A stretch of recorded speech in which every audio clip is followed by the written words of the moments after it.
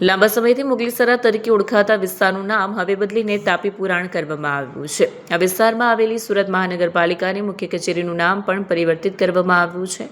હવેથી આ કચેરી મુગલીસરામાં નહીં પરંતુ તાપી પુરાણ વિસ્તારમાં આવેલી ગણાશે। વધુમાં સભામાં મનપા કચેરીને નવું નામ તાપી ભવન આપવાનો પણ નિર્ણય લેવામાં આવ્યો। આ નિર્ણય સાથે હવે એસએમસીની મુખ્ય કચેરી મોગલસરાયમાંથી તાપી ભવન તરીકે ઓળખાશે। આ પરિવર્તન શહેરની ઓળખને તાપી નદી સાથે જોડતો એક પ્રયાસ માનવામાં આવી રહ્યો છે, જો સુરત શહેરની જીવનરેખા છે।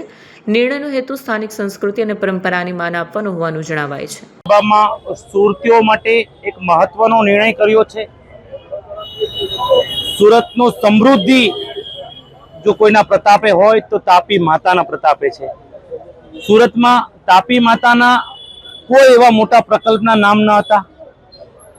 સુરત મહાનગરપાલિકાની મુખ્ય કચેરીનું આજે નામાંકન કરવામાં આવ્યું છે। સર્વાનુમતે ઠરાવ પાસ કરવામાં આવ્યો છે। વડી કચેરીનું શ્રી તાપી ભવન આજે નામ રાખવામાં આવ્યું છે। આ એરિયાને મુગલીસરા તરીકે પ્રચલિત હતો, ગુલામીનું પ્રતીક માનવામાં આવે છે।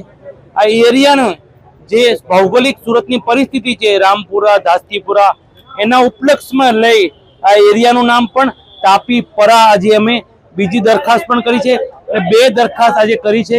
અને ગંગાના સ્નાનથી, યમુનાના આચરણથી અને તાપી માતાના સ્મરણથી આ સદનમાં જે કોઈ સેવા લેવા આવશે એ માતાજીનું નામ લઈને આવશે એવું ચોક્કસ। અને માતાજીને અમે લોકોએ ફૂલ નહીં તો ફૂલની પાંખડી આપવાનો આજે એક શ્રેષ્ઠ પ્રયત્ન કર્યો।